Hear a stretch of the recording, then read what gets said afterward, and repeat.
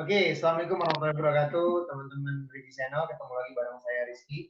Nah, hari ini kita akan ngebahas mengenai emansipasi wanita. Nah, kebetulan sekarang saya sudah berada sama teman saya, bisa dibilang juga sahabat saya dari kuliah kita udah bareng, meskipun S2-nya Kuliah, beda sama betul saya. kuliah. Nah, hari ini Mhm. kita akan diskusi sharing-sharing sedikit sama yang namanya Wirda Yulita Putri. Benar, Wirda ya? Mhm. Ya. Iya, biasanya kalau Rizky manggilnya Da aja gitu. Ya, Wirda. Nah, biasanya kalau saya sih manggilnya Wirda aja gitu. Nah, memang kenapa Wirda kita ajak untuk diskusi di Rizky Channel kali ini, karena memang pembahasan kita mengenai emansipasi wanita, apalagi di era milenial sekarang ini, di era digital sekarang, banyak wanita mengambil peranan-peranan penting, baik itu di perusahaan, di pemerintahan, ataupun di instansi ataupun kegiatan-kegiatan sosial lainnya. Nah, Wirda juga banyak sekali aktif di organisasi, ada ya, mulai dari kuliah, terus sekarang sempat juga di Jobs DB sebagai sales marketing ya. Terus juga Wida juga pernah di mana Gaul ya, ya reporter ya di Gaul ya. Mhm. Grupnya El Sinta dulu. El Sinta, terus juga terakhir produser di Pro 3 ya, RRI. Nah, kali ini kita sudah banyak perkenalan tadi ya mengenai Wirda, terus juga kuliahnya juga Wirda S2-nya di Universitas Sahid ya. Ngambilnya apa, Dak? Iya, manajemen komunikasi. Komunikasi. Nah, bedanya kalau gua kan ngambilnya marketing komunikasi, communication marketing communication waktu S2 dulu. Bedanya kalau saya di Mercubuana, beda di Sahir. Nah, ketemu laginya di Interstudi ada ya, sama-sama ngajar di sana. Nah, kita bukan itu. Alma mater, bro.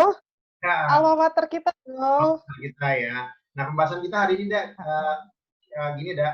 Tadi yang gue bilang di awal, kita sharing-sharing mengenai emansipasi wanita. Bagaimana sih emansipasi wanita menurut sisinya Wirda nih, pandangan Wirda mengenai emansipasi dah di awal.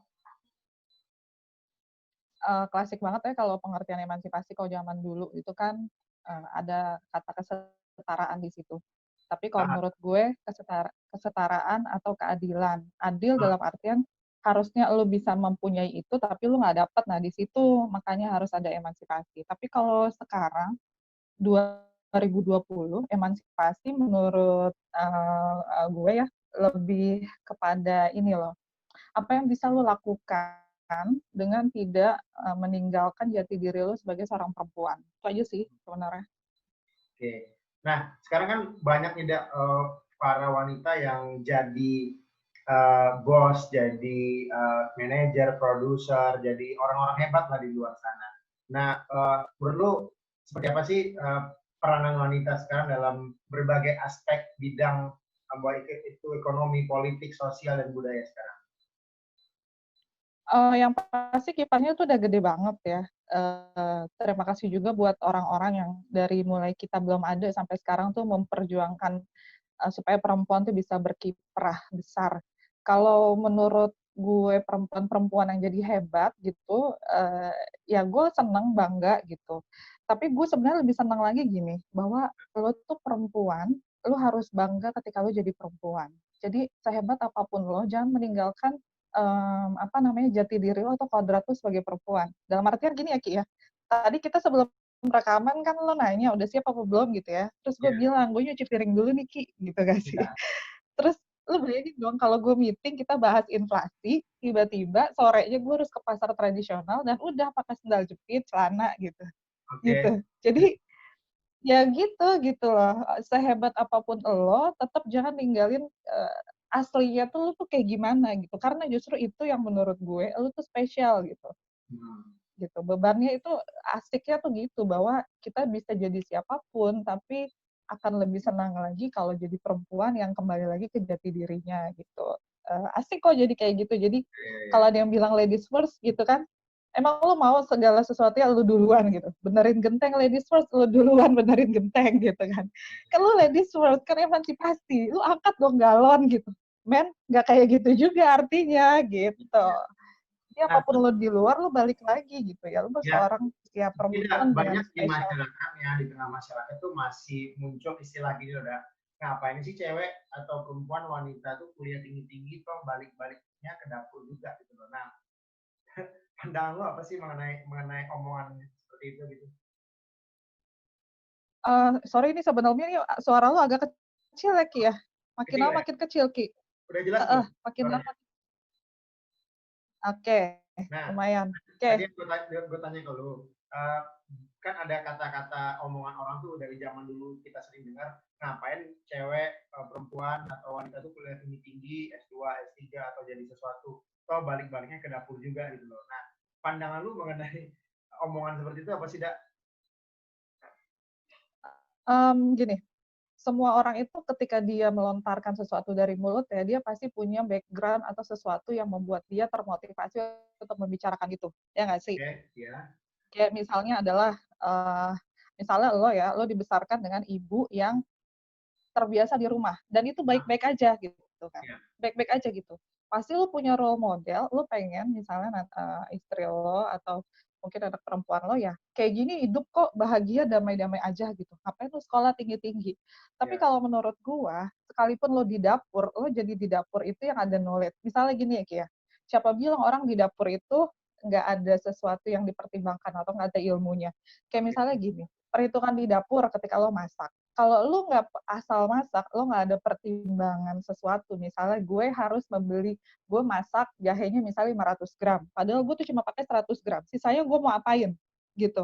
Ada ya, manajemen, ada pengaturan walaupun di dapur. Ketika lo nonton MasterChef deh, misalnya gini, ini dengan porsi satu piring ini, komposisinya ini, gizinya apa ya? Harus ditaruh di appetizer, di makanan utama, atau di dessert gitu. Lo bayangin kalau kita tuh nggak tahu itu asal masak atau di produk-produk gitu ya, kayak misalnya di produk ini ada kebanyakan orang beli, tapi orang nggak pernah ngelihat apa sih kandungannya gitu. oke.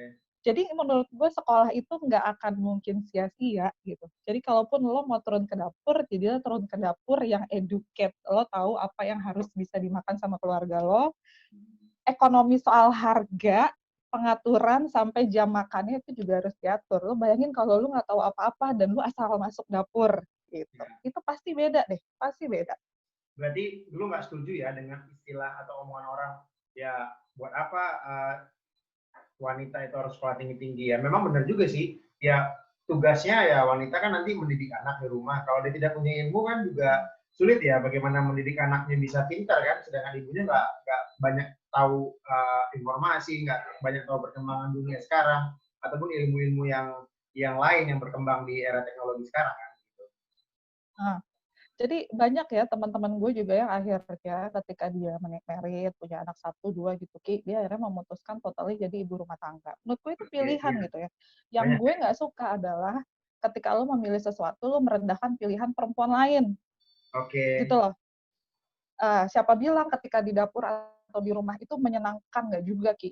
Jadi lo bayangin ya, sama WFH di rumah, kita tuh setiap hari kerjaan rumah tuh nggak habis-habis. Dan lo iya. bayangin ibu rumah tangga every day, dari bangun tidur, lo pergi kerja, lo balik, kerjaan nggak habis-habis. Sedangkan mungkin kita di kantor masih bisa make up segala macam. Dan perempuan di rumah tangga, itu ngelihat kantor, aduh ribut, gue harus ketemu bos gue gitu. Nah, yang membuat perempuan itu lambat maju atau terganggu kemajuannya adalah perempuan itu bukan saling mendukung, Ki. Jadi perempuan itu menikung gitu. Padahal kan dia lucu kan. Yang Iya. pinter masak di dapur, dia bisa kasih masukan buat perempuan yang berkarir. Lo kalau pagi mau masak yang simpel, gue punya resep nih. Gitu. Nah, nanti yang di kantor, misalnya dia seorang manajer marketing, dia bisa ngasih tahu ke yang ibu rumah tangga, lu kalau belanja, lu tuh hitung-hitung dulu dong, yang perlu, yang lu beli, yang enggak lu tabung, jangan semua lu beli gitu. Jadi ada simbiosis sesama perempuan itu saling mendukung gitu loh. Iya, iya, Ya iya. balik lagi ke yang tadi, kalau lo punya pilihan, lo nggak boleh merendahkan pilihan perempuan lain, karena itu pasti ada resikonya dan nggak semua orang tuh bisa ngejalanin itu dengan baik sih menurut gue. Oh. Nah, kalau lu tim mana dah?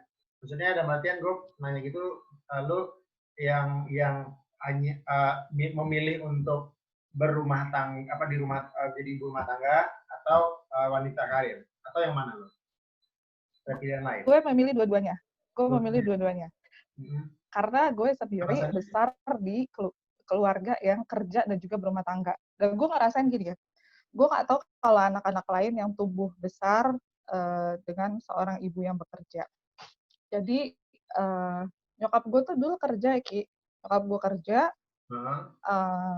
kami jam 5 udah bangun karena misalnya kami tidak ada orang tua di rumah bekerja, jadi kami menyiapkan apa yang kami harus bawa ke sekolah sendiri, gitu. Gue dulu waktu SD gue punya ojek pribadi, dan kalau gue telat, ojek gue kabur. Maksudnya disuruh pergi sama nyokap gue. Jadi nggak ada istilah ditunggu-tungguin. Nyokap keluar jam segini, kamu harus siap setengah jam. Kalau kita mau berangkat bareng, gitu.